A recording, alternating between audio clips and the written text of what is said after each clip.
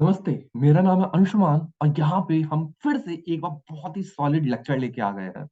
आप सबको पता होगा कि इकोनॉमिक सर्वे रिलीज हो चुका है और आज ही बजट भी रिलीज होने वाला है।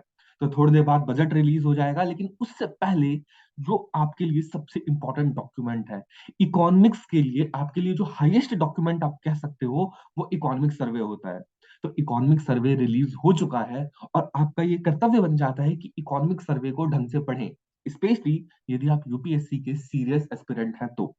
लेकिन जनरली आप देखते होंगे कि आपको इकोनॉमिक सर्वे की वो आपको समरी प्रोवाइड कर दी जाती है।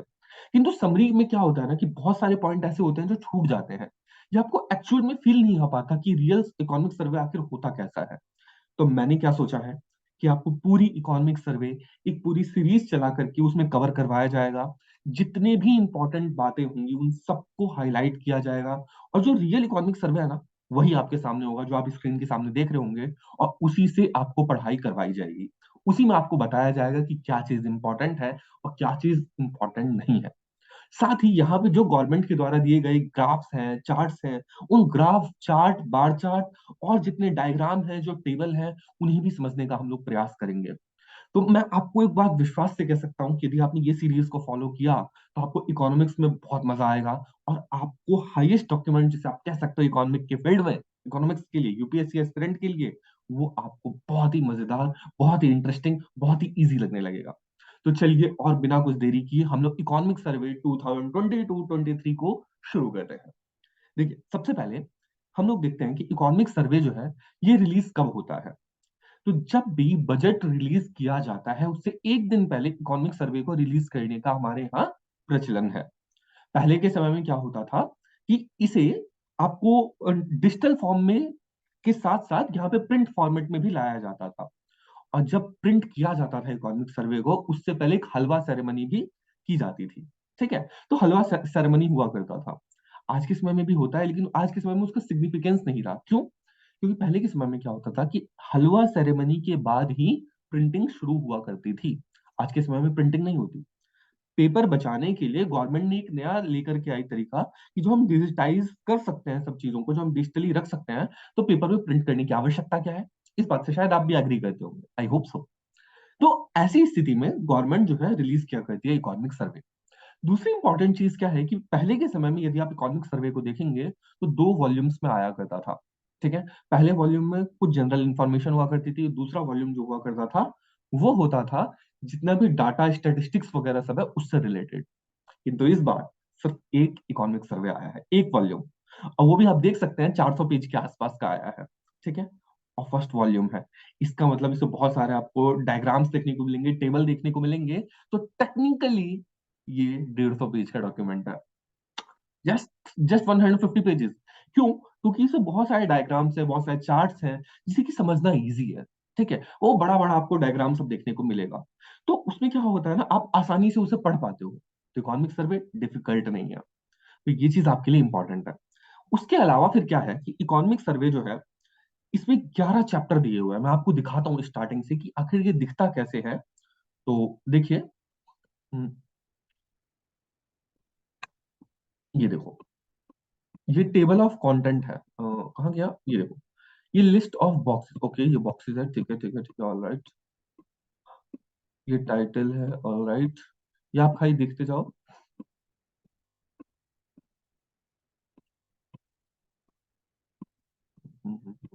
आ जाओ, शाबाश। ये देखो, ये लिस्ट ऑफ चार्ट। यहाँ पे क्या मतलब है इसका, लिस्ट ऑफ चार्ट का, कि यहाँ पर क्या होता है कि यहाँ पर हमें पूरे चैप्टर्स दिए गए हैं, टोटल 11 चैप्टर्स हैं। उन 11 चैप्टर्स में क्या क्या बात है, जिसे हम टेबल ऑफ कंटेंट कहते हैं ना, या फिर जिसे हम इंडेक्स कहते हैं, वो इंडेक्स यहाँ पर प्रोवाइड किया गया है। तो देखिए, यहाँ पे ऊपर का, इससे पहले यदि आप देखोगे, तो यहाँ पर ना आपको सिर्फ और सिर्फ क्या मिलता है, आपको मिलता है यहाँ पे, यहाँ पे भी वही सब चीजें, लिस्ट ऑफ टेबल, ये सारा का सारा लिस्ट ऑफ टेबल दे रखा है कि कौन कौन से टेबल्स हैं। इंडेक्स वगैरह सब दे रखा होगा। उससे पहले ये सब देखो आप, यहाँ पे आपको फुल फॉर्म दे रखा है, जैसे स्विफ्ट का फुल फॉर्म क्या है, single window interference for trade. ऐसे ही करते करते अलग अलग चीज का यहाँ पे वो दे रखा है आपको, फुल फॉर्म। ठीक है, तो ये फुल फॉर्म है, बहुत अच्छी बात है, कोई बात नहीं। ऐसे ही करते करते आपको ये सारी चीजें दे रखी है कि आपको क्या क्या चीज इसमें देखने को मिलता है। ठीक है? तो यहीं पे आप देखो कि इसमें क्या-क्या चीज़ देखने को मिलता है, तो वही सब चीज़ समझा रखा है। पहले चैप्टर में क्या है, दूसरे चैप्टर में क्या है, वही सब चीज़ हम लोग यहाँ पे चर्चा करने वाले हैं। तो चलो सीधा-सीधा आते हैं फर्स्ट चैप्टर पे और शुरू करते हैं, ठीक है? आपको बहुत मज़ा आएगा। हुँ, आ जाओ, आ जाओ, आ जाओ पेज नंबर 44 शाबाश! यस, ये देखिए पहला चैप्टर का नाम क्या है? फर्स्ट चैप्टर का नाम है state of the economy 2022-23 recovery complete. इसका मतलब क्या? हम लोग अभी पैंडेमिक के दौर से गुजर रहे थे। तो हमारी जो इकोनॉमी की स्टेट है, स्टेट कई बार हम लोग स्टेट यानी कि राज्यों को भी कहते हैं, कई बार देश को भी कहते हैं, कई बार एंटिटी को भी कहते हैं।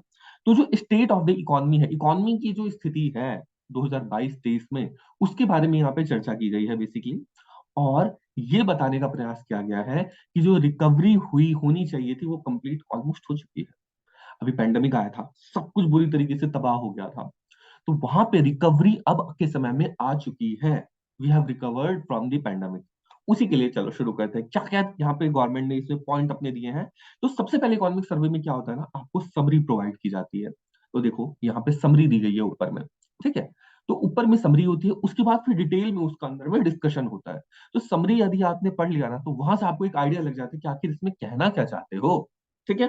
तो देखो, सबसे पहले ये कहा गया है कि यहाँ पे 3 ग्लोबल शॉक हमें देखने को मिला है 2020 से, 3 ग्लोबल शॉक। अब यहाँ पे 3 ग्लोबल शॉक किस-किस के बारे में बात किया गया है? तो पहला है, यहाँ पे पैंडेमिक इंड्यूस्ड कॉन्ट्रैक्शन यानी कि कोरोना कोविड-19 की वजह से जो आया हुआ पैंडेमिक है, वो, ठीक है? तो ये आपका पहला है, ठीक है? आप कहोगे दूसरा क्या है फिर? देखो यहाँ पे पहला है पैंडेमिक इंड्यूस्ड कॉन्ट्रैक्शन। दूसरा क्या है? रशिया यूक्रेन का कॉन्फ्लिक्ट जो है, उससे वर्ल्ड वाइड इन्फ्लेशन बढ़ा है। तो ये भी तो दूसरा शॉक है ना, ग्लोबल इकोनॉमी के लिए। और तीसरा, जो सेंट्रल बैंक है पूरे दुनिया भर के इकोनॉमीज की, वो फेडरल रिजर्व के द्वारा लेड की गई है। इन्होंने एक बहुत सॉलिड एक काम किया जिससे कि दुनिया भर में एक आर्थिक तंगी समझ लो कि आ गई। क्या हुआ वो? बेसिकली यूएस के फेडरल रिजर्व ने रेट हाइक किया है। अब आप कहोगे ये क्या चीज़ है? देखो ऊपर के 2 चीज़ तो हम जानते हैं, तीसरा चीज़ हमें आइडिया ही नहीं उतना। देखो, आपको पता होना चाहिए कि जब कोविड आया था, उस समय लोगों के पास पैसा नहीं था। तो दुनिया भर की जो बैंक्स थी, जो दुनिया भर की गवर्नमेंट थी, उन लोगों ने बहुत अपनी जनता को, अपने जो वहाँ पे नागरिक हैं, उन सबको पैसा प्रोवाइड किया था। ठीक यही काम यूएसए ने भी किया था, बाकी और डेवलप्ड इकोनॉमीज़ ने भी किया था। लेकिन यहाँ पर क्या होता है कि धीरे-धीरे, धीरे-धीरे इस चीज़ की वजह से इन्फ्लेशन बहुत ज़्यादा हो जाता है। तो उसी इन्फ्लेशन को कर्ब करने के लिए जो यूएस की जो फेडरल रिज़र्व है, उसने क्या किया कि रेट हाइक कर दिया, यानी कि इंटरेस्ट रेट उसने बढ़ा दिया। तो इससे हुआ क्या कि the rate hike by the US federal reserve drove capital into US market, यानी कि यूएस मार्केट में पैसा जाने लगा, जिससे कि क्या हुआ कि यूएस डॉलर एप्रिशिएट किया मैक्सिमम करेंसीज के अकॉर्डिंग। नहीं आया समझ, आई नो नहीं आया समझ। देखो मैं समझाता हूँ क्या होता है बेसिकली कि यहाँ पर ना, जब भी अगर कोई केंद्र सरकार अपना इंटरेस्ट रेट इंक्रीज करेगी, तो क्या इम्पैक्ट पड़ेगा? जनता को लगेगा कि हमें अब अपना कहीं और इन्वेस्ट करें, उससे अच्छा है कि गवर्नमेंट में इन्वेस्ट करें, बैंक में इन्वेस्ट करें, अपनी सरकार में इन्वेस्ट करें। क्यों? क्योंकि वहाँ पे एक हमें सिक्योरिटी प्रोवाइड की जाती है। वहाँ पे हमें सिक्योर रहते हैं हम लोग। हमें पता रहता है कि प्राइवेट कंपनी फेल हो जाए तो हो जाए। आप फेल हो जाओ तो हो जाओ। किंतु गवर्नमेंट को फेल होना बहुत ही डिफिकल्ट है, और अगर गवर्नमेंट फेल हो गई, इट मीन्स क्या है कि आपका जो कंट्री है पूरा का पूरा कोलैप्स कर चुका है, तब तो फिर कोई बात ही नहीं है। तो अगर कोई लास्ट में फेल होता है, तो वो है आपकी गवर्नमेंट। तो गवर्नमेंट के ऊपर ना एक अनायास ही लोगों को ट्रस्ट रहता है। तो सोच के देखो, जब यूएस के फेडरल रिजर्व ने अपना इंटरेस्ट रेट बढ़ाया होगा, तो क्या जितने भी इन्वेस्टर्स हैं, उनको ये नहीं लगा होगा क्या कि यहाँ पे सिक्योर रहेगा हमारा पैसा, तो हम वहां पे जाके अपना पैसा लगा दें? डेफिनेटली यही हुआ है। तो क्या हुआ कि इंडिया में जो यूएसए ने पैसा लगा रखा था, वो पैसा उन लोगों ने निकाल करके कहाँ पे डाल दिया? अपने देश लेकर के चले गए। एक सेकंड, यहाँ पे इंडिया में उन्हें ज्यादा इंटरेस्ट रेट मिलता है। वहां पे अगर उन्होंने इंक्रीज किया भी तो कितना किया होगा? देखो जितना भी किया, अपने देश में जितना उन्हें इंटरेस्ट मिलने की संभावना थी, उससे तो कम ही मिलता था। तब फिर प्रश्न उठता है कि आखिर ऐसा क्यों?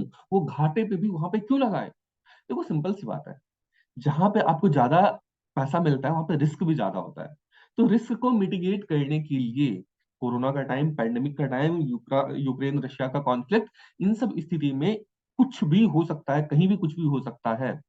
ऐसी स्थिति में सबसे बढ़िया चीज़ क्या थी कि एक सिक्योर जगह पे पैसा डाल दिया जाए। पैसा चला गया। किंतु इस बार ना एक बड़ी खास बात हुई है, आगे इकोनॉमिक सर्वे में समझा रखा है।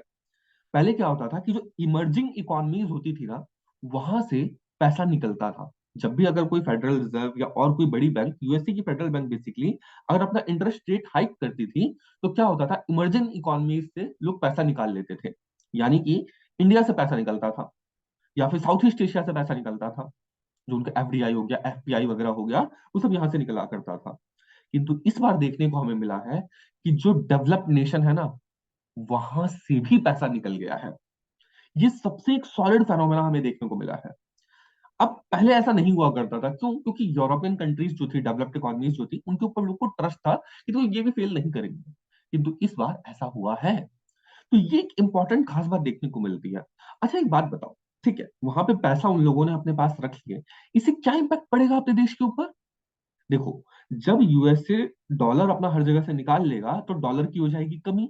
डॉलर की कमी हो जाएगी, डिमांड तो है डॉलर्स की, क्योंकि आज भी इतना ट्रेड होता है, वो तो होता है डॉलर्स में ही। ऐसी स्थिति में क्या होगा? डॉलर की डिमांड अधिक है, सप्लाई कम है मार्केट में, तो डॉलर अप्रिशिएट करेगा। ठीक है, अप्रिशिएट करेगा। और बाकी करेंसी सब डिप्रिशिएट करेगी। तो आपने एक बयान सुना होगा ना निर्मला सीतारमन जी का, कि कहती है कि लोग उनसे कहते हैं कि देखो हमारा पैसा डिप्रिशिएट कर रहा है, डिप्रिशिएट कर रहा है। तो उन्होंने कहा था हमारा पैसा डिप्रिशिएट नहीं कर रहा, जो डॉलर है वो अप्रिशिएट कर रहा है। कैसे? देखो, सिंपल सी बात है। डॉलर अपने आप में बढ़ रहा है, ठीक है, डॉलर स्ट्रांग हो रहा है। उसे दुनिया भर की इकोनॉमी की पिटाई की, दुनिया भर के जो करेंसी थी उनकी पिटाई की है। चाहे वो युआन हो, चाहे वो आपका पाउंड हो, आपका यूरोपियन यूनियन की करेंसी हो, कुछ भी हो, सबकी पिटाई हुई है अच्छे तरीके से। तो हम ये नहीं कह सकते कि सिर्फ भारत की इकोनॉमी की पिटाई हुई है या भारत की जो करेंसी उसकी पिटाई हुई है, ऐसी बात नहीं है। क्योंकि यूएस का स्ट्रांग हुआ है। ठीक है, ये चीज आपको समझ आया। दूसरा यहाँ पे लिखा है कि जब उसने अपना पैसा अपने पास निकाल लिया, तो पहली बात तो वो अप्रिशिएट हुआ है। दूसरी चीज क्या है? उससे करंट अकाउंट डेफिसिट वाइडन हुआ है। करंट अकाउंट डेफिसिट जो है वो फैला है, वो बढ़ा है। आप कहोगे करंट अकाउंट डेफिसिट क्या होता है? करंट अकाउंट यानी कि चालू खाता का जो डेफिसिट है, डेफिसिट यानी कि घाटा, चालू खाता का जो हमारा घाटा है, उसे बेसिकली करंट अकाउंट डेफिसिट कहते हैं। यानी कि जो भी हम डेली का जो लेन देन करते हैं, ठीक है, जो कि हम लोग कैपिटल इन्वेस्टमेंट नहीं होता, जो कि बहुत बड़ा इन्वेस्टमेंट नहीं होता। जैसे कि अब एग्जांपल के लिए यदि हम लोग लें, तो हम ये कह सकते हैं कि अगर मान लो वहां से हम लोगों ने कोई सर्विस लिया, या हमने यूएस को कोई सर्विस प्रोवाइड किया, या हम लोगों ने कोई ट्रेड किया, ठीक है, मान लो हम लोगों ने कोई सामान यूएसए में बेचा, तो वहां से हमें कुछ पैसा आएगा। वो पैसा कहाँ जाएगा? वो पैसा जाएगा करंट अकाउंट में। ठीक है, आई होप आपको पता होगा कि करंट अकाउंट और कैपिटल अकाउंट क्या होता है। करंट अकाउंट, ठीक है, और कैपिटल अकाउंट, CA1 और CA2। ठीक है, अब यहाँ पे कोई चार्टर्ड अकाउंटेंट यदि है तो मुझे बता दे। ठीक है, हालांकि आई डोंट थिंक सो कि चार्टर्ड अकाउंटेंट को इकोनॉमिक सर्वे को पढ़ने की आवश्यकता पड़ेगी, क्योंकि उनकी इकोनॉमी ऐसे ही अच्छी होती है। ठीक है, सो बेसिकली क्या होता है कि करंट अकाउंट डेफिसिट जो है, करंट अकाउंट डेफिसिट, वो करंट अकाउंट यानी कि जो चालू खाता है, यानी कि जो आप ट्रेड कर रहे हो, जो आपको गुड्स में, सर्विसेज में जो आपको पैसा आ रहा है, जा रहा है, उसे करंट अकाउंट कहते हैं। तो जो भी आदान प्रदान होगा वो सारा का सारा करंट अकाउंट में डाल दिया जाता है, और वहां पे जो घाटा होता है उसे हम कहते हैं करंट अकाउंट डेफिसिट। ठीक है, तो वो बढ़ जाएगा। अब क्यों बढ़ेगा? देखो, सिंपल सा बात है। आपको अगर कुछ भी चीज खरीदना होगा, डॉलर अप्रिशिएट कर चुका है, ठीक है, आपको क्या है, ज्यादा खर्चा करना पड़ जाएगा उस चीज में।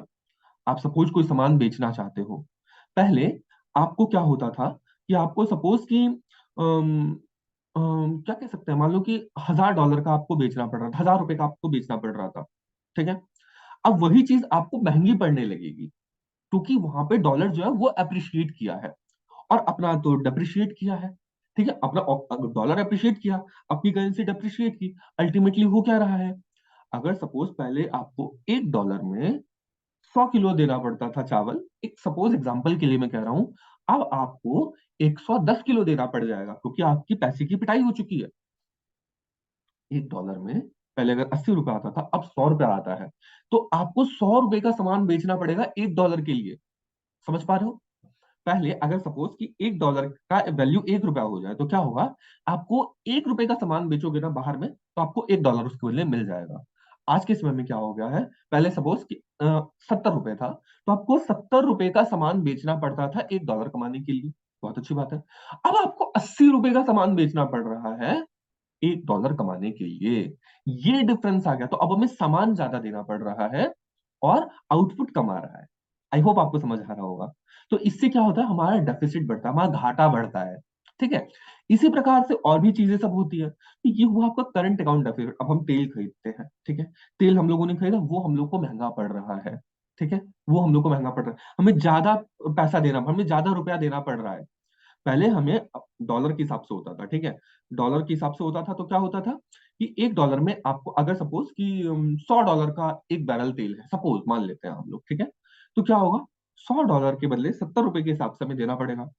अब तो अभी भी हम $100 के हिसाब से ले रहे हैं, लेकिन अब हमें $1 को ₹80 देना पड़ेगा। सोचो कितना बड़ा डिफरेंस आ गया।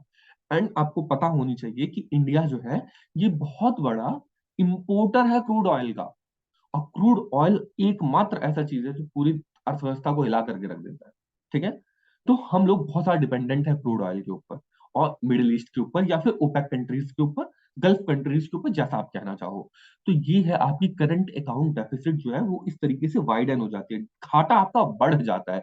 वो चीज यहाँ पे लिखा हुआ है। देखो समरी बताने में ही ज्यादा समय लग रहा है, आगे तक समय नहीं लगेगा। ठीक है? उसका फिर क्या है? Increased inflationary pressure in net importing economies. अब देखो क्या लिखा है? इन्फ्लेशनरी प्रेशर जो है, ये बढ़ रहा है नेट इंपोर्टिंग इकोनॉमीज में। सिंपल सी वही बात। जो नेट इंपोर्टिंग इकोनॉमीज है, जो कि इंपोर्ट ज्यादा करती है एक्सपोर्ट से, उनके ऊपर ना इन्फ्लेशनरी प्रेशर बढ़ रहा है। इन्फ्लेशनरी प्रेशर का मतलब क्या हो गया? कि वहां पे उनको इन्फ्लेशन यानी कि महंगाई बढ़ रही है, महंगाई का वहां पे खतरा बढ़ रहा है। ठीक है? आई होप आपको ये चीज क्लियर हो गया होगा। ठीक है? ओके। अगर क्लियर हो गया तो देखो सिंपल सी बात है, उसके बाद फिर कह रहा है कि the rate hike and persistent inflation also led to the lowering of the global growth forecast. देखो रेट हाइक हो रहा है, ठीक है? रेट हाइक होने की वजह से क्या हुआ है? सब के सब जो अपना टारगेट सेट किए थे कि इतना हम यहाँ पे हो पाएगा, मतलब इतना ग्रोथ रेट हमारा रहेगा, जैसे कि आईएमएफ ने कहा था कि इतना ग्रोथ रेट रह सकता है इस बार दुनिया का, इतना ग्रोथ रेट रह सकता है भारत का। सपोज 6.5% कहा था कि आईएमएफ ने बोला था, सपोज कि 6.5% भारत ग्रो करेगा। ठीक है? अब 6.5% ग्रो नहीं करेगा, अब उसे रिवाइज करना पड़ जाएगा। ठीक है? वो रिवाइज कर रही है कि नहीं नहीं, इस बार आई डोंट थिंक सो कि इतना होगा। सेम ऐसे वर्ल्ड इकोनॉमिक आउटलुक है, ठीक है? वो भी कुछ ऐसा कह रही है कि इसमें इतना तो ग्रो नहीं हो पाएगा, जैसा हम सोचे थे वैसा तो नहीं हो पाएगा। वर्ल्ड इकोनॉमिक आउटलुक है, आईएमएफ है, ठीक है? ये सारी चीजें हैं। उसका फिर क्या है? जो चाइनीज इकोनॉमी है ना, ये भी बुरी तरीके से इसमें प्रॉब्लम आई है। आपको पता है चाइना में कोविड वहीं से फैलना शुरू हुआ, और वहां पे कितना सीवियर लॉकडाउन लगाया गया। वहां की इकोनॉमी पूरी तरीके से शटर कर गई। ठीक है? वहां पे सारे काम धाम रुक गए, वहां पे स्ट्रिक्टली सारे रूल्स को फॉलो करवाया गया है, जिससे कि उनकी इकोनॉमी को बहुत मेजर लॉस हुआ है। तो उससे भी दुनिया भर में जो ग्रोथ है ना, वो बहुत स्लो हुई है। क्योंकि सपोज देख लो ना आप चीज कि दुनिया में चाइना का कितना बड़ा कंट्रीब्यूशन है। तो वर्ल्ड की इकोनॉमी में चाइना का एक बहुत सिग्निफिकेंट अमाउंट ऑफ कंट्रीब्यूशन है। तो अगर चाइना ठप, यानी कि दुनिया ठप। सारे के सारे जितने भी आपके यहाँ पे मिलते हैं इंडस्ट्रीज वगैरह, सब यदि चाइना में काम नहीं कर पाए, तो दुनिया की जो ग्लोबल चेन सप्लाई है, उसके ऊपर इम्पैक्ट पड़ना निश्चित रूप से तय है। ठीक है? तो ये चीज है। तो इससे ग्लोबल ग्रोथ जो है वो स्लो हो रही है। ये सारी चीजें हैं आपको बेसिकली। ठीक है? आप एक बार इसे पढ़ लो, जो लिखा हुआ पढ़ लो। इसमें ज्यादा कुछ नहीं है, समझ लेना, बहुत इजी चीज है। ठीक है? हम आगे बढ़ते हैं। देखो उसके बाद फिर क्या है, क्या कह रहा है कि ऐसा नहीं है। देखो क्या लिखा था? Indian economy however appear to have moved on. Bharat की इकोनॉमी ना मूव ऑन कर चुकी है, ऐसा कह रहे हैं कि भारत की इकोनॉमी मूव ऑन कर चुकी है। और 2022 के फाइनेंशियल ईयर में फुल रिकवरी के स्टेज पे हम लोग पहुंच चुके हैं, कि फुल रिकवरी हो गई। लेकिन बाकी देश सब अभी उतना नहीं कर पाए हैं। ठीक है? यानी कि many nations and positioning itself to ascend to the pre pandemic growth part of financial year 23। देखो बाकी देश सब अभी वहां पे नहीं पहुंच पाए हैं, उन सबसे हम आगे हैं। India is ahead of many nation. ठीक है? जो प्री पेंडेमिक ग्रोथ पाथ था उससे सबका नुकसान हुआ है। देखो पूरी दुनिया भर का नुकसान हुआ है, भारत का भी नुकसान हुआ है, लेकिन हम लोग रिकवर कर चुके हैं। लेकिन उस साथ फिर आगे क्या कह रहा है? इस साल India has also faced the challenge of reining in inflation that the European strife accentuated. देखो यहाँ पे कुछ भारी भरकम शब्द आए हैं, ठीक है। एक्सेंचुएटेड, स्ट्राइफ, तो इसका मतलब क्या होता है, ठीक है, ये हम लोग समझेंगे। लेकिन इससे पहले मैंने आपको बताया कि जो यूरोप है, यूरोप में भी इन्फ्लेशन काफी ज्यादा बढ़ गया है, इन्फ्लेशन का चैलेंज काफी ज्यादा बढ़ गया है, ठीक है। तो उसी को स्ट्राइफ कहते हैं। स्ट्राइफ का मतलब क्या होता है, समस्या, यानी कि कॉन्फ्लिक्ट। वहां पे भी कॉन्फ्लिक्ट बढ़ रहा है। एक्सेंचुएटेड का मतलब क्या होगा, एक्सेंचुएटेड भी वही चीज है कि बढ़ना, एक्सेंचुएटेड भी वही होगा। मैं एक बार एग्जैक्टली चेक करके बता देता हूँ, ठीक है, कहीं गलत ना हो जाए। एक्सेंचुएटेड, बल, ताकत, वही चीज, बढ़ना। यूरोप में भी ये सब चीज बढ़ गया है, ठीक है। जो इन्फ्लेशन है, जो आपका बढ़ती हुई जो महंगाई है, वो सब काफी ज्यादा परेशानी हो रही है। तो इंडिया को भी ना चैलेंज तो उस वजह से फेस करना ही पड़ेगा। यूरोप में महंगाई बढ़ रही है तो भारत में भी महंगाई बढ़ेगी। वर्ल्ड इकोनॉमी है, ग्लोबल इकोनॉमी है, एक दूसरे से इंटरकनेक्टेड है, ठीक है। तो कहा गया है कि आरबीआई और गवर्नमेंट ने कुछ मेजर्स तो लिए हैं जिससे कि ग्लोबल कमोडिटी प्राइस को कम किया जा सके। देखो, ग्लोबल कमोडिटी प्राइस को ईज करने के लिए गवर्नमेंट ऑफ आरबीआई ने कुछ ले रखे हैं, क्या आपने मेजर्स लिए हैं जिससे कि यहाँ पे मैनेज किया जा सके। और यहाँ पे कहा गया have finally managed to bring retail inflation below the RBI's upper tolerance target. यानी कि जो आरबीआई का जो टॉलरेंस टारगेट था, कि आरबीआई का कहना है कि हम 4 ± 2 का जो इन्फ्लेशन रेट है, हम उस चीज को ध्यान रखेंगे, ठीक है। जो महंगाई है उससे ज्यादा कम, उससे ज्यादा ज्यादा नहीं होना चाहिए, 2 से 6% के बीच में ही रहना चाहिए, तो ऐसी है। तो ये कहा गया है कि रिटेल इन्फ्लेशन जो है, ये फाइनली आरबीआई कंट्रोल कर चुके हैं। रिटेल इन्फ्लेशन ध्यान देने की आवश्यकता है, रिटेल इन्फ्लेशन, होलसेल इन्फ्लेशन की बात नहीं चल रही, बाकी और अलग अलग टाइप की इन्फ्लेशन की बात नहीं चल रही। रिटेल इन्फ्लेशन जो है वो मैनेज हो चुका है, ये चीज कहना है इन लोग का, ठीक है। उसके बाद फिर क्या है, लेकिन जो करंट अकाउंट डेफिसिट का जो वाइडनिंग है ना, ये अभी भी कंटिन्यू कर सकता है ग्लोबल कमोडिटी प्राइस के ऊपर हाई रहने में। सिंपल सा समझने वाली बात है। ये भविष्य के बारे में बता रहे हैं कि हो सकता है कि बाद में भी ये चीज ऐसी समस्या बनी रहे, मतलब कि फ्यूचर में भी ऐसी समस्या बनी रह सकती है। फिर क्या लिखा है, the loss of export stimulus is further possible as the slowing world growth and the trade shrink the global market size in the second half of the current year. देखो, ये ना बहुत ज्यादा करंट स्पेसिफिक है, बहुत ज्यादा इसमें जानी है, लेकिन क्या कह रहा है कि जो एक्सपोर्ट स्टिमुलस है, जो एक्सपोर्ट अभी तक हो रहा था बहुत तेजी से, उसके रुक जाने से क्या हो रहा है कि वर्ल्ड ग्रोथ जो है स्लो करेगी, जो ट्रेड है वो श्रिंक करेगा, रुक जाएगा। देखो क्या होता है ना, पहले के समय में जब कोविड आया था तो पूरी इकोनॉमी शटर हो गई थी। उसके बाद क्या हुआ, उन लोगों ने इकोनॉमी खोलने का प्रयास किया, सभी देशों ने, बहुत सारे लोग के हाथ में पैसे दिए, काफी ज्यादा एक एक्सपेंशनरी मॉनेटरी पॉलिसी का, एक्सपेंशनरी फिस्कल पॉलिसी का उन लोगों ने शुरुआत किया कि हम लोग पैसे को ईज करेंगे, लोग के हाथ में पैसा जाए, ऐसी पॉलिसी लेकर के आई दुनिया भर की गवर्नमेंट, जिसका कि फायदा डेफिनेटली इंडिया ने भी उठाया है, ठीक है। तो इंडिया ने भी उसका फायदा उठाया। तो अब क्या हो रहा है, वापस से वो लोग इसी कॉन्ट्रैक्शनरी पॉलिसी पे आ चुके हैं क्योंकि इन्फ्लेशन बढ़ चुका है। तो अब ग्लोबल जो आपका जो ग्रोथ है, जो ट्रेड है, वो श्रिंक करेगा कि नहीं करेगा, आप मुझे खुद बताओ। लोग के हाथ में पैसा कम है अब, ठीक है, पैसा कम होगा, महंगाई ज्यादा होगी, तो क्या होगा, लोग नहीं खरीदेंगे, तो यानी कि भारत भी एक्सपोर्ट नहीं कर पाएगा। तो ये है कि ट्रेड जो है वो श्रिंक करेगा और वर्ल्ड की ग्रोथ जो है वो भी स्लो डाउन होगी। तो ये चीज बताया गया है, बेसिक चीज है, ज्यादा कुछ नहीं है, और बहुत ही इंटरेस्टिंग चीज है ये सारी की सारी, ठीक है।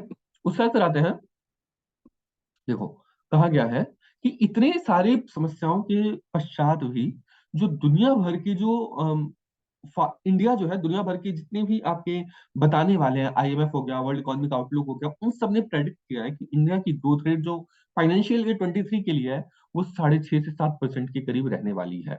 देखो, ये अपने आप में ना भारत के लिए एक उपलब्धि है। क्या उपलब्धि, कि दुनिया भर में जितने भी इमर्जिंग इकोनॉमीज है, जो फास्टेस्ट ग्रोइंग जो है, वो भारत उसमें से उभरेगा। मेजर इकोनॉमीज में से फास्टेस्ट ग्रोइंग जो है वो इंडिया रहेगा। हालांकि आपने इस बीच में सुना होगा कि जो यूएई है वो बहुत तेजी से आगे बढ़ गया और हो सकता है इंडिया को क्रॉस कर जाए, लेकिन वो टेम्परली है, ठीक है। या और कोई देश अगर बढ़ रहा है, सऊदी अरबिया अगर बढ़ रहा है, वो टेम्परली बढ़ रहा है उनके तेल की वजह से, पर इंडिया भी कंसिस्टेंटली इंक्रीज करेगा, ये राइज होगा। तो वो चीज है, वो लोग का राइज करने के पीछे का क्या क्या था रीजन, तेल। तेल आज के समय में रशिया यूक्रेन का कॉन्फ्लिक्ट चल रहा है, तो भर भर के उनका तेल बिक रहा है, तो जितना तेल बिक रहा है उनको फायदा हो रहा है। पर ये ज्यादा देर तक नहीं हो गया, ये चीज कहने का मतलब है, ठीक है। तो ये चीज कहा गया कि ऑप्टिमिस्टिक है हम लोग ग्रोथ फॉरकास्ट को लेकर के कि सब कुछ अच्छा होगा। मतलब बेसिकली इकोनॉमिक सर्वे में क्या होता है, पहले जो चीज हुआ उसमें समस्या क्या है, उसको सुधारा कैसे जा सकता है, और फ्यूचर का हमारा विजन क्या है, गवर्नमेंट वो सारी चीजें अपनी इकोनॉमिक सर्वे में बताती है। इकोनॉमी की पूरी सर्वे होता है उसमें, बेसिकली एक चीज इस हिसाब से कह सकते हैं हम लोग, ठीक है। उसके बाद फिर क्या कहती है गवर्नमेंट यहाँ पे कि जो प्राइवेट कंजप्शन है ना, इसमें भी हमें अपटिक देखने को मिला। अपटिक मतलब कि इंक्रीज देखने को मिला, ऊपर की ओर बढ़ा है। ठीक है, जो प्राइवेट कंजप्शन है ये भी बढ़ा है। तो प्राइवेट कंजप्शन बढ़ने से क्या होगा कि बूस्ट मिलेगा प्रोडक्शन एक्टिविटी को। जितनी प्रोडक्शन एक्टिविटी है उसे बूस्ट मिलेगा। सिंपल सी बात है ना, यदि आप खपत करोगे, यदि आप खर्चा करोगे, तो बनाने वाले ही बनाएंगे। यदि आप डिमांड करोगे कि मुझे बाइक चाहिए, मुझे कार चाहिए, तो जो बनाने वाले जो मैन्युफैक्चरिंग कंपनीज है वो भी तो मैन्युफैक्चर करेगी। और यदि आप डिमांड ही नहीं करोगे तो, यदि आप प्राइवेट कंजम्पशन करोगे ही नहीं, तो वो लोग मैन्युफैक्चर क्यों करेंगे आपको एक्सपोर्ट करने के लिए? तो एक्सपोर्ट कितना कोई करेगा? आपकी जो इकोनॉमी चलती है, एक होती है आपकी प्राइवेट कंजम्पशन के ऊपर बेस्ड, उसके बाद फिर पब्लिक कंजम्पशन जो कि गवर्नमेंट करती है, उसके बाद फिर एक्सपोर्ट होती है। तो प्राइवेट कंजम्पशन एक मेजर रोल प्ले करता है। ठीक है, प्रोडक्टिविटी एक्टिविटी जो है, प्रोडक्शन एक्टिविटी से बढ़ती है, जिससे अल्टीमेटली क्या होगा कि कैपेसिटी यूटिलाइजेशन होगा। जितनी कैपेसिटी है उसको यूटिलाइज होगा वो चीज, और अल्टीमेटली फिर उससे एक हम लोग वर्चुअस साइकिल में पहुंच जाएंगे, जिससे कि हमारा ग्रोथ वहां पे फाइनलाइज किया जा सकता है। ठीक है, जिससे कि हमारा जो कंजप्शन रिबाउंड हो जाएगा। और इससे क्या होगा, हाँ, इसमें एक रीजन दे रखा है ये चीज होने का। ये ऐसा क्यों हुआ, ये कंजम्पशन रिबाउंड कैसे किया है? ठीक है, तो ये इंजीनियर्ड है, बेसिकली करवाया गया है कैसे? नियर यूनिवर्सल वैक्सीनेशन कवरेज की वजह से। अब हो गई क्या है, देखो, वैक्सीनेशन बहुत ही इंपॉर्टेंट चीज है। ठीक है, आप जानते हो कि कैसे हम लोग एकदम युद्ध स्तर पे हम लोगों ने वैक्सीनेशन किया है। फर्स्ट डोज कोविड वैक्सीन का, ठीक है, फिर सेकंड डोज, फिर बूस्टर डोज, और जगह जगह घर घर जा जा करके लगाया गया है। ठीक है, हर जगह कैंप लगाया गया है। तो इस वजह से क्या हुआ कि लोग सब निकलने से डरते नहीं है, अब लोग जाते हैं, निकलते हैं, पूरी मार्केट वापस से रीओपन होने लग गई। तो ये एक मेजर बात है, बहुत ही रीजन है जिससे कि प्राइवेट कंजम्पशन बढ़ा है, ताकि लोग को डर अंदर से खत्म हो गया है। ठीक है, तो ये सारी चीजें हैं। और आपको लग रहा होगा कि काफी बढ़ रहा है। ठीक है, हम अभी इस वीडियो में सिर्फ समरी को देखेंगे, उसके बाद फिर हम आगे जाएंगे नेक्स्ट वीडियो में। ठीक है, तो देखो, उसके बाद भी कह रहा है हम लोग वापस से सड़क पे आ चुके हैं अपने काम करने। अब देखो, वो सड़क पे आना नहीं कह रहे, ठीक है, वो सड़क पे आना मतलब कि आप कंगाल हो गए, वो नहीं। यहाँ पे हम लोग क्या है कि हम लोग अपना वापस से रीगेन अपना करना शुरू कर दिया, हम अपना वापस से काम करना शुरू कर दिए। तो हम कॉन्टेक्स्ट, जो कॉन्टेक्ट बेस्ड सर्विस है ना, जैसे कि रेस्टोरेंट हो गया, होटल हो गया, ये भी अब वापस से रीओपन होने लगा है। देखो, ये बड़ी बढ़िया बात कही है। ये ना आपको यूज करना है कीवर्ड अपने एग्जाम वगैरह में, कॉन्टेक्ट बेस्ड सर्विसेज। ठीक है, ये भी वापस से शुरू हो रहा है, कॉन्टेक्ट बेस्ड सर्विस, जैसे कि रेस्टोरेंट होगा।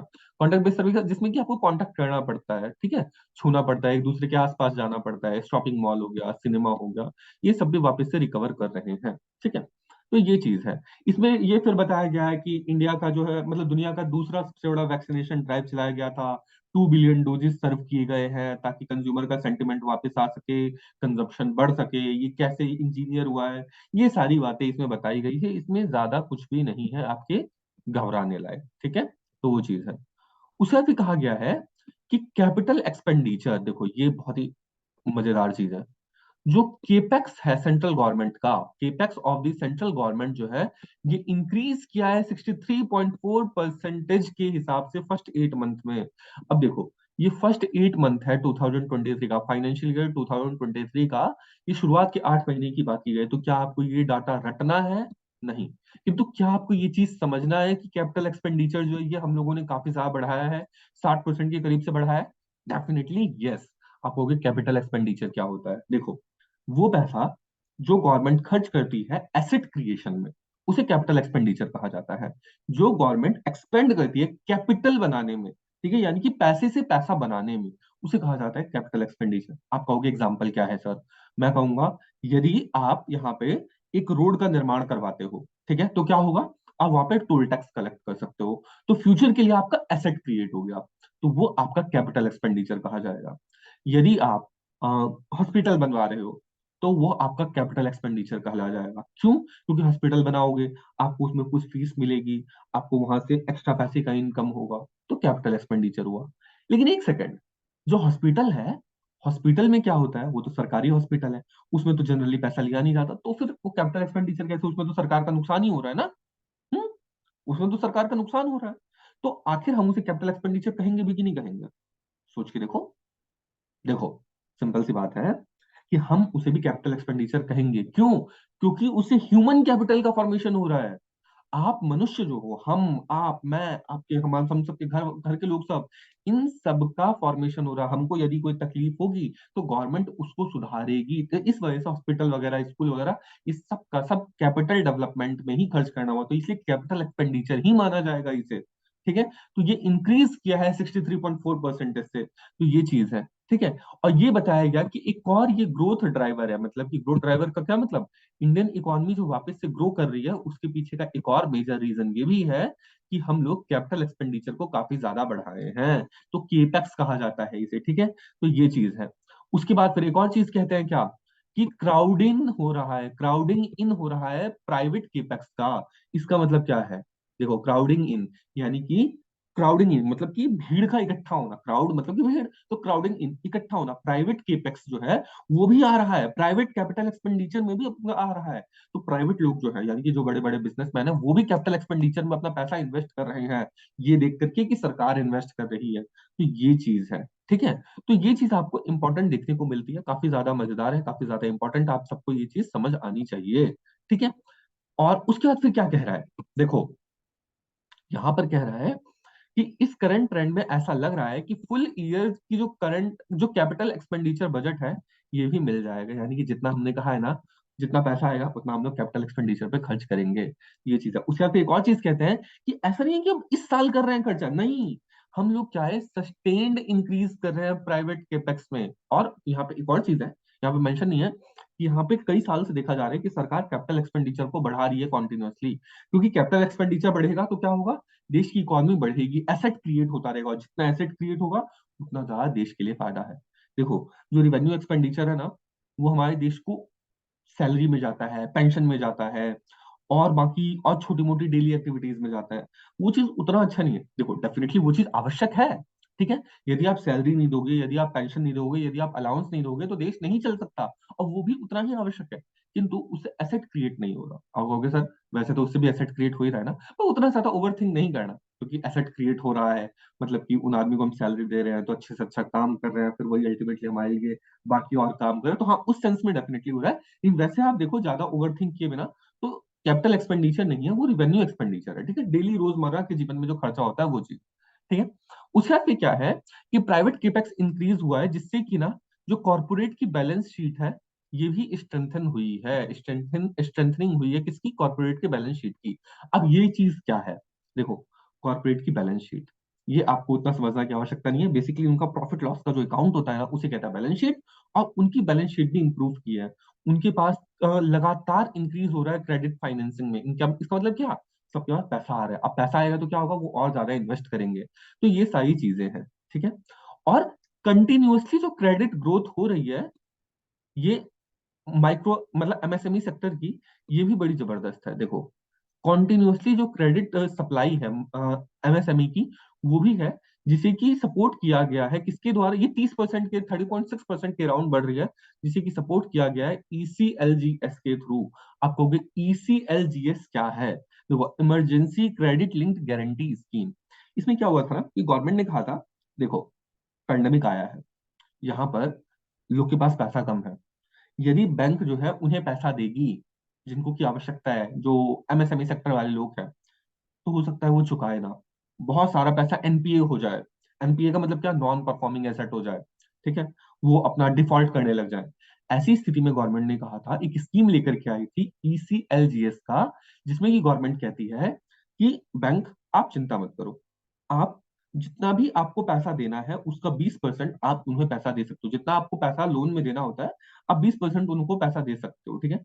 एग्जैक्ट फिगर में हो सकता है मैं गलत हूं, आप एक बार देख लेना, बट उन्होंने कहा कि आप कुछ पैसा दे सकते हो इन्हें, आप इन्हें दो, और गारंटी हम लेते हैं आपको पैसा लोन रिपे करने का।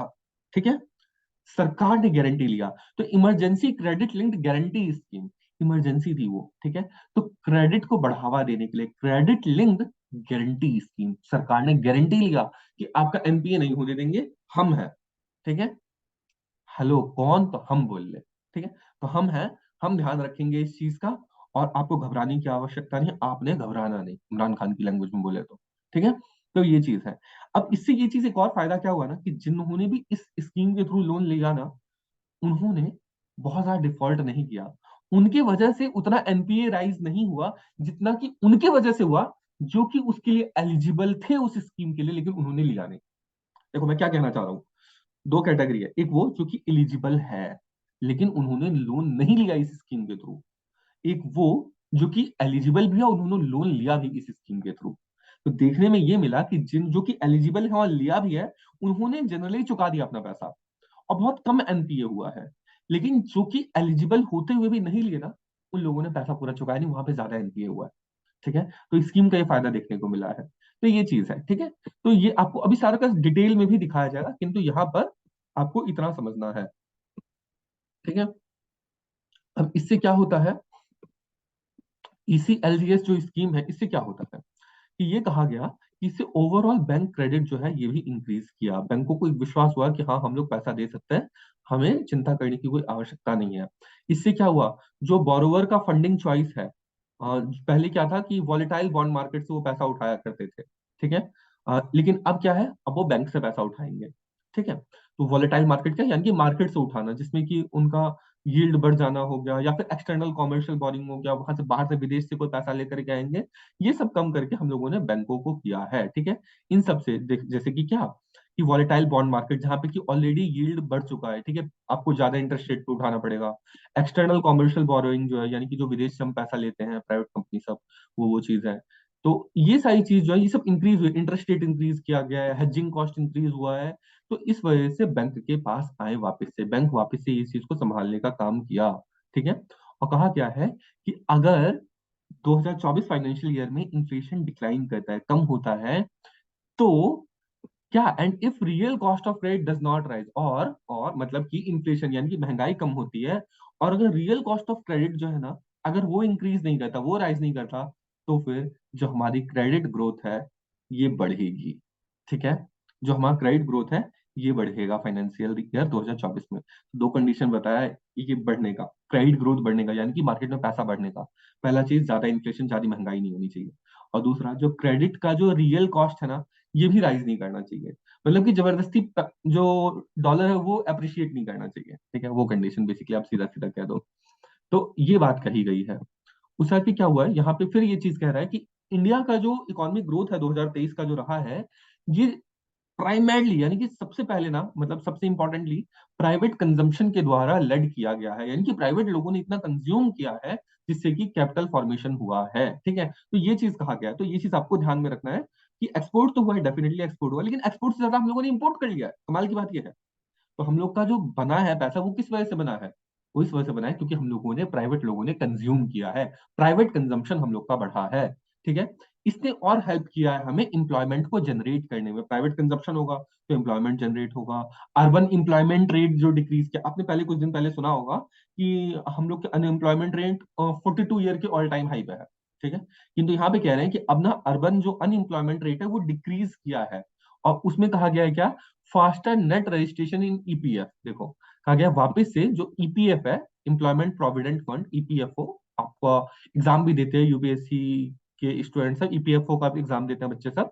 तो ईपीएफ यानी कि एम्प्लॉय प्रोविडेंट फंड, इसमें ज्यादा रजिस्ट्रेशन हुआ है, फास्टर नेट रजिस्ट्रेशन हुआ है इसमें, ठीक है? तो इससे ये हमें पता चल रहा है कि अनएम्प्लॉयमेंट रेट अर्बन का कम हुआ है, ठीक है? किंतु फिर कहा गया है कि लेकिन फिर भी still private capex soon need to take up the leadership role to put job creation.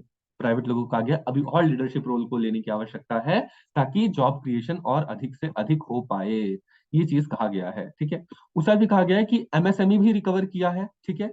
और वो हमें कैसे पता चलता है एमएसएमई के रिकवर होने का? देखो, कैसे पता चलता है कि जो गुड्स और सर्विस टैक्स है, जो जीएसटी उन्होंने पे किया है, वो इंक्रीज हुआ है। तो देखो, अब कैसे पता लगा सकते हो कि एमएसएमई सेक्टर जो है वो बढ़िया किया है, वो रिकवर किया है? जो जीएसटी कैलकुलेट, जो जीएसटी कलेक्शन है वो बढ़ जाएगा आपका, ठीक है? उसके बाद फिर जो आपका ये जो स्कीम है ईसीजीएलएस, जो मैंने आपको बताया, एक्सपोर्ट लिंक्ड गारंटी स्कीम जो है, ये भी लोगों को हेल्प कर रहा है, लोग इसके थ्रू पैसा चुका रहे हैं। तो ये सारी चीजें भी देखने को लगता है कि उनको डेट सर्विसिंग आसान हो गई। जो उन्हें पैसा चाहिए था, अब मान लो एमएसएमई सेक्टर है, उन्हें पैसा चाहिए होगा, बिना फंडिंग के तो काम कर नहीं पाएंगे, तो उनको पैसे की समस्या इस स्कीम के थ्रू दूर हो गई। दूसरा, उन्होंने जीएसटी भी ज्यादा दे दिया, ठीक है? मतलब जीएसटी कलेक्शन हमारा अच्छा खासा हुआ है। साथ ही आपको एक चीज और बता दूं कि जो आपका कॉर्पोरेट टैक्स है वो भी इस बार काफी ऑल टाइम हाई पे आया है। यानी कि हमारे देश में जो आपका कॉर्पोरेट टैक्स है वो भी काफी आया है, जीएसटी कलेक्शन भी ह्यूज हुआ है, ह्यूमंगस अमाउंट में हुआ है, ये सारी चीजें हुई है। ये सब कुछ आपके इकोनॉमिक सर्वे में दिया हुआ है, ठीक है। तो ये कहा गया है। उस साथ ही जो मनरेगा स्कीम है, ठीक है, महात्मा गांधी नरेगा स्कीम जो है, ये भी जॉब प्रोवाइड कर रही है रूरल सेक्टर में, और इनडायरेक्टली अपॉर्चुनिटी क्रिएट कर रही है कि अपने सोर्स ऑफ इनकम को इंक्रीज कर सके जितने भी आपके ये गांव के लोग हैं वो, ठीक है। उस साथ ही पीएम किसान की स्कीम की बात की गई है, पीएम गरीब कल्याण योजना की बात की गई है, जिससे कि फूड सिक्योरिटी जो है वो हुआ है।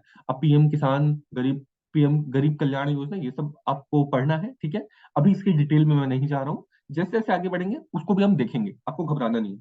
इकोनॉमिक सर्वे की सीरीज थोड़ी लंबी चलेगी, लेकिन I can assure you of one thing, यदि आपने इकोनॉमिक सर्वे कर लिया ना, आपको इकोनॉमी की 70% तैयारी हो जाएगी, मेंस तक की तैयारी हो जाएगी, ठीक है। बचा 30%, थोड़े आपको टर्म्स वगैरह सब देखने पड़ेंगे, और बाकी सब कुछ आपको यहीं से मिल जाएगा। जितने भी टर्म आएंगे मैं आपको एक्सप्लेन करता हुआ चलूंगा, तो इसलिए आपको चिंता करने की कोई खास आवश्यकता नहीं है, ठीक है। तो वो चीज है। उसके साथ ही क्या है, यूएनडीपी ने भी इस इम्पैक्ट को इंडोर्स किया है, जो ये हुआ है ना फूड सिक्योरिटी के लिए, तो यूनाइटेड नेशन डेवलपमेंट प्रोग्राम ने भी इस चीज को, इम्पैक्ट को इंडोर्स किया। इंडोर्स का मतलब क्या, सपोर्ट करना, कहना हाँ हाँ ठीक है ठीक है, बढ़िया बढ़िया बढ़िया, वो चीज। उस साथ ही एनएफएचएस जो सर्वे है, ठीक है, इसने भी दर्शाया है कि रूरल वेलफेयर जो है वो इम्प्रूव हुआ है। इम्प्रूवमेंट देखने को हमें मिला है रूरल वेलफेयर इंडिकेटर में पिछले 5 सालों में, 2016 से 20 में, यह हमें देखने को मिला है। जैसे कि जेंडर की स्थिति सुधरी है, आपको पता चला होगा अब कि अब इंडिया में एनएफएचएस जो सर्वे है उसके अकॉर्डिंग, जो लेटेस्ट सर्वे उसके अकॉर्डिंग, जो फीमेल पॉपुलेशन है वो अधिक है मेल पॉपुलेशन से। तो हम लोग का जितना भी चलता था, योजना से हम जो चालू करते थे, जो चला रखे थे, उन सब में ये हमें फायदा देखने को मिला है, ठीक है। तो अब लड़कियां ज्यादा है, लड़के कम है। तो जेंडर में फर्टिलिटी रेट सही हुआ है, सुधार हुआ है, इसमें कमी आई है, ठीक है। जो हाउस होल्ड एमिनिटीज है इसमें सुधार आया है, वुमेन एम्पावरमेंट हुआ है, तो ये सब कुछ शो किया है एनएफएचएस में, तो ये सारी चीजें कही गई है, ठीक है। तो ये चीज है, और अल्टीमेटली यहाँ पे अब सर्वे जो है आपका समाप्त होने वाला है। देखो समरी जो इसकी समाप्त होने वाली है। अब क्या कहा गया है, लेकिन जो ग्लोबल ग्रोथ है ना, ये कहा गया है कि 2023 में डिक्लाइन करेगी, ये प्रोजेक्ट किया गया है कि ये डिक्लाइन करेगी, और यहाँ पर आगे भी ऐसी ही समस्या चलती रहेगी। क्यों? क्योंकि स्लो डिमांड है, डिमांड स्लो है। और यहाँ पे क्या कहा गया, the slowing demand will likely push, अब जैसे स्लो डिमांड है उससे क्या होगा कि ग्लोबल कमोडिटी प्राइस जो है इसकी भी हालत खराब होगी, ठीक है। और इंडिया का जो करंट अकाउंट डेफिसिट है, ये सीएडी मतलब कैश ऑन, वो सीओडी नहीं है, कैश ऑन डिलीवरी नहीं है, सीओडी नहीं है, सीएडी है, ठीक है, करंट अकाउंट डेफिसिट।